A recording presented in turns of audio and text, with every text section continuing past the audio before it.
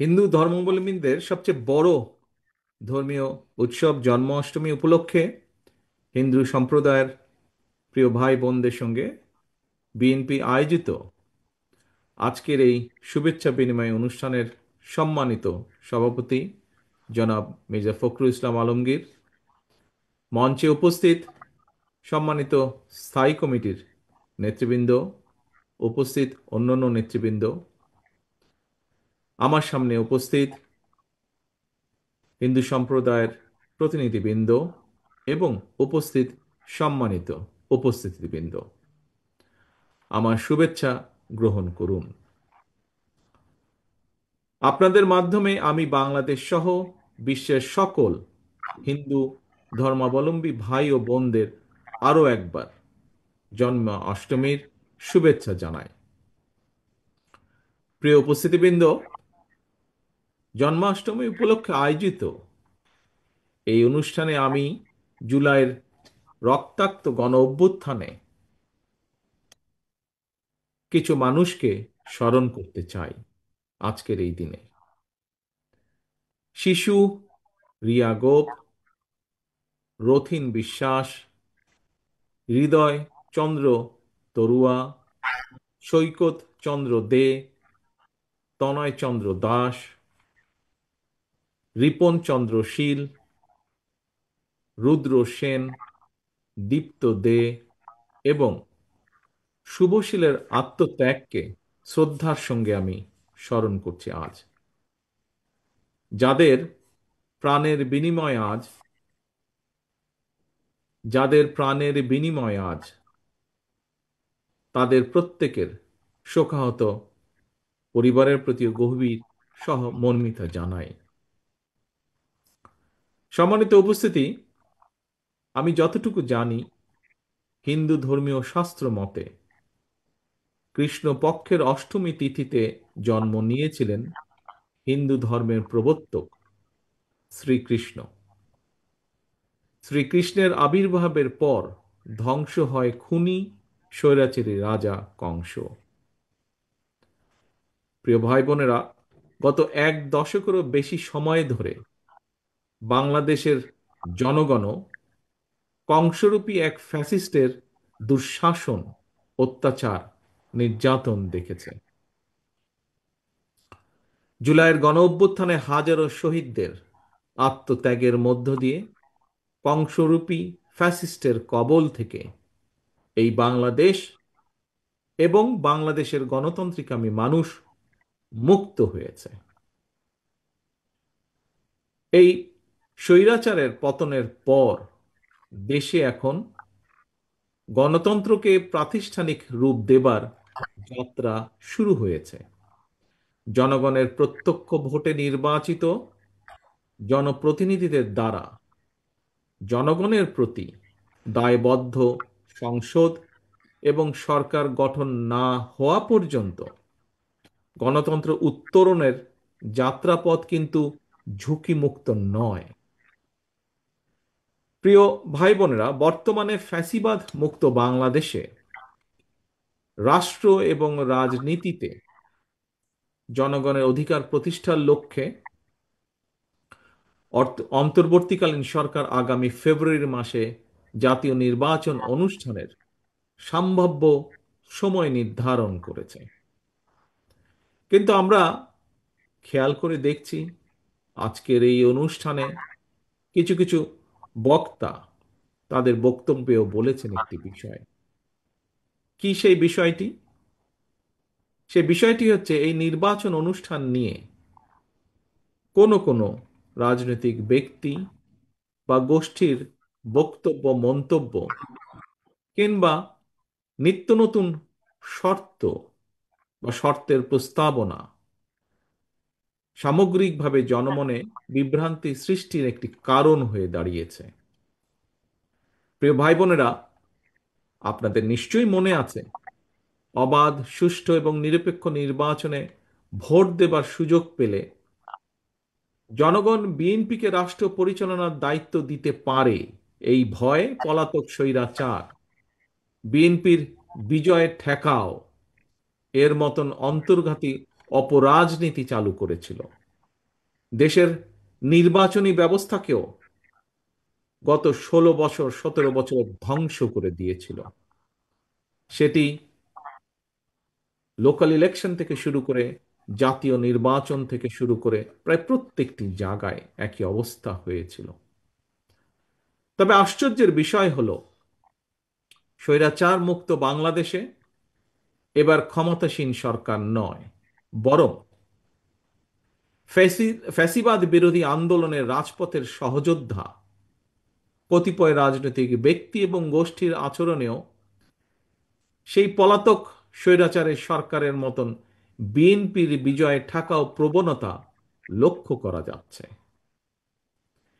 বিএনপির বিজয় ঠেকানোর অপরাজনীতি করতে গিয়ে বিতাড়িত ফ্যাসিবাদী সরকার দেশকে একটি তাবেদারি রাষ্ট্রে, একটি বিশাল বড় জেলখানায় পরিণত করেছিল।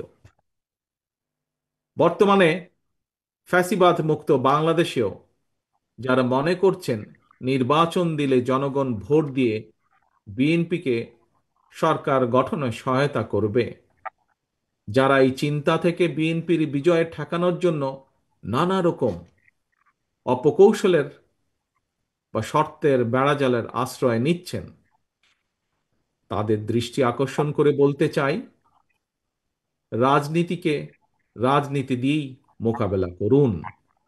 জনগণের শক্তির উপরে আস্থা এবং বিশ্বাস রাখুন। বিএনপির বিজয় যদি জনগণ দিয়েই থাকে, সেই বিজয় ঠেকাতে গিয়ে জনগণের রায় প্রদানের পথ রুদ্ধ করবেন না। প্রিয় ভাই বোনেরা, বাংলাদেশে জাতীয় নির্বাচনে পিআর পদ্ধতি নিয়ে অনেকেই অনেক কথা বলেছেন। আমিও এর আগে সংক্ষেপে কিছু কথা তুলে ধরেছি। আজ আবারও সংক্ষেপে আপনাদের সামনে কিছু কথা, দু একটি কথা এ ব্যাপারে আপনাদের সামনে তুলে ধরতে চাই। প্রিয় সম্মানিত উপস্থিতিবৃন্দ, আমরা জানি বিশ্বের অনেক দেশেই হয়তো নির্বাচনে পিআর পদ্ধতি রয়েছে, তবে বাংলাদেশের আর্থ সামাজিক ভৌগোলিক রাজনৈতিক পরিস্থিতিতে পিআর পদ্ধতিতে নির্বাচনের জন্য এখনো উপযোগী নয় বলেই আমরা কম বেশি মনে করি। কাকে কিংবা কোন ব্যক্তিকে কোন ব্যক্তিকে ভোট দিয়ে নিজেদের প্রতিনিধি হিসাবে নির্বাচিত করে সংসদে পাঠানো হচ্ছে, অবশ্যই জনগণের সেটি জানার অধিকার রয়েছে।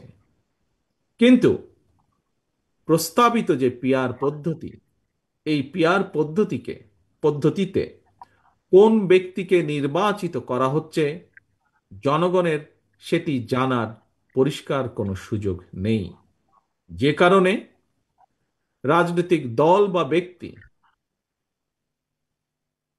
বা যে কোনো রাজনৈতিক দল বা ব্যক্তি জাতীয় সংসদে কিংবা সরকারে প্রতিনিধিত্ব করতে চাইলে অবশ্যই তাদেরকে জনগণের মুখোমুখি হয়ে জনগণের আস্থা বিশ্বাস অর্জনের মাধ্যমে জনগণের রায় অর্জন করা জরুরি। প্রিয় উপস্থিতি, পিআর পদ্ধতি এবং আরো দু একটি ইস্যুতে গণতান্ত্রিক রাজনৈতিক দলগুলোর মধ্যে কিছুটা ভিন্ন মত রয়েছে। এই ধরনের ভিন্ন মত গণতান্ত্রিক বিশ্বে স্বীকৃত, এটি গণতন্ত্রের সৌন্দর্য।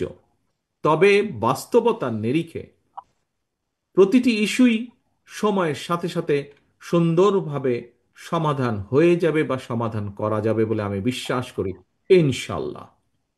যার যারা আসন্ন নির্বাচনকে সামনে রেখে পরিস্থিতি ঘোলেটে করার অপচেষ্টা করছেন, এর মাধ্যমে আপনারা হয়তো নিজেদের অজান্তেই গণতন্ত্রের উত্তরণের পথকে বাধাগ্রস্ত করে তুলছেন।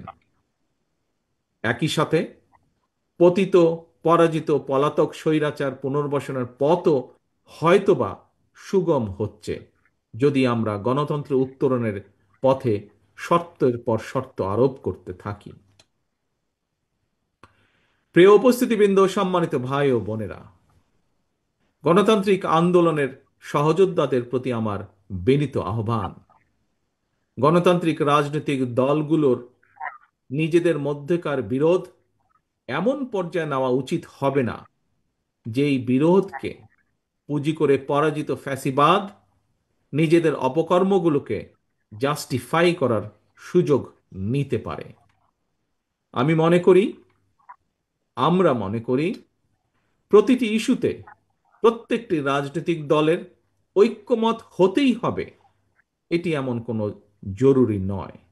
তবে অবশ্যই অবশ্যই স্বৈরাচার, পলাতক স্বৈরাচার বা ফ্যাসিবাদের যে পলাতক স্বৈরাচার বা যে পলাতক ফ্যাসিবাদ, তাদের পুনর্বাসন ঠেকানো কিংবা দেশকে তাবেদার মুক্ত রাখার মতন স্বাধীনতা, সার্বভৌমত্ব এবং জাতীয় স্বার্থ সংশ্লিষ্ট ইস্যুগুলোতে অবশ্যই ঐক্যমত এবং ঐক্যবদ্ধ থাকা অত্যন্ত জরুরি। প্রিয় হিন্দু ধর্মাবলম্বী ভাই ও বোনেরা, এবার আমি বিশেষ করি আপনাদের উদ্দেশ্যে আপনাদের উদ্দেশ্যে দু একটি কথা সংক্ষেপে তুলে ধরতে চাই। প্রিয় ভাই বোনেরা, আপনাদের ধর্মীয় পরিচয়কে কেউ যাতে নিজেদের হীন দলীয় রাজনৈতিক স্বার্থে ব্যবহার করতে না পারে, সে ব্যাপারে আপনাদের সকলকে আমি সতর্ক থাকার বিনীত আহ্বান জানাই। আমরা দেখেছি অতীতে বিভিন্ন সময় দেশে, আমরা অতীতে দেখেছি বিভিন্ন সময় দেশে যারা নিজেদেরকে সংখ্যালঘু সম্প্রদায় হিসাবে বিবেচনা করেন, সেই সম্প্রদায়ের উপর কিংবা তাদের ধর্মীয় স্থাপনা অথবা বাসা বাড়িতে হামলার ঘটনা ঘটেছে। এবং এই ঘটনাগুলোকে যদি আমরা পর্যালোচনা করে দেখি, তবে দেখব দু একটি ব্যতিক্রম ছাড়া অধিকাংশ হামলার ঘটনা কোনো ধর্মীয় কারণে হয়নি। বরং আমরা দেখেছি প্রতিটি ঘটনা নিবিড়ভাবে তদন্ত করলে দেখা যাবে অধিকাংশ হামলার ঘটনার নেপথ্য ছিল অসৎ রাজনৈতিক উদ্দেশ্য অথবা অবৈধ লোভ লাভের আশা। প্রিয় ভাই বোনেরা, যে কারণেই হোক না কেন ঘটনাগুলো, কোনো কারণেই যাতে করে কারো ওপর কোনো হামলা কিংবা অবিচার না হয়, সেটি নিশ্চিত করা রাষ্ট্র এবং সরকারের দায়িত্ব। প্রিয় ভাই বোনেরা, এই বাংলাদেশ কোনো ব্যক্তি, গোষ্ঠী কিংবা দলের নয়। এই বাংলাদেশ আপনার, আমার, আপনাদের, আমাদের সবার। দলমত ধর্ম ধর্ম নির্বিশেষে বাঙালি অবাঙালি, নৃতাত্ত্বিক জনগোষ্ঠী, বিশ্বাসী অবিশ্বাসী কিংবা সংশয়বাদী, এই বাংলাদেশের প্রতিটি নাগরিকের একমাত্র গর্বিত পরিচয়, আমরা বাংলাদেশী। দেশের প্রত্যেকটি দে- দেশের প্রত্যেকটি নাগরিক সকল ক্ষেত্রে দেশের আইন অনুযায়ী সমান অধিকার ভোগ করবেন। এটি বিএনপির নীতি, এটি বিএনপির রাজনীতি। রাষ্ট্র এবং সমাজে নিরাপদ বসবাস নিশ্চিত করতে কোনো দলীয় পরিচয় আবদ্ধ থাকা অবশ্যই জরুরি নয়। ধর্মীয় কিংবা রাজনৈতিক পরিচয় একজন নাগরিকের নিরাপত্তা নিশ্চিত করতে পারে না, কিন্তু একমাত্র গণতন্ত্র এবং আইনের শাসনই দল মত নির্বিশেষে প্রতিটি নাগরিকের নিরাপত্তা নিশ্চিত করতে পারে। প্রিয় ভাই বোনেরা, সম্মানিত উপস্থিতিবৃন্দ, সম্মানিত নেতৃবৃন্দ, বর্তমান এবং ভবিষ্যৎ বাংলাদেশের জন্য একটি নিরাপদ বাংলাদেশ প্রতিষ্ঠার জন্য আসন্ন জাতীয় নির্বাচন আমাদের সামনে একটি বিশাল বড় সুযোগ। সারা দেশে হিন্দু ধর্মাবলম্বী ভাই ও বোনদের দৃষ্টি আকর্ষণ করে বলতে চাই, আগামী নির্বাচনে বিএনপি আপনাদের সমর্থন এবং আপনাদের সক্রিয় সহযোগিতা চায়।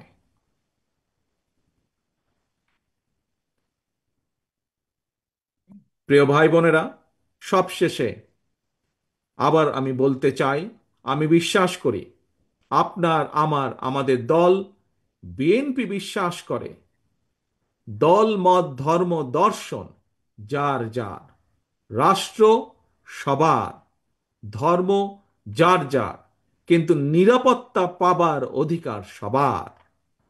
আপনাদেরকে আবারও শুভেচ্ছা জানিয়ে আমার বক্তব্য শেষ করছে। আল্লাহ হাফেজ। বাংলাদেশ জিন্দাবাদ। বাংলাদেশ জাতীয়তাবাদী দল জিন্দাবাদ।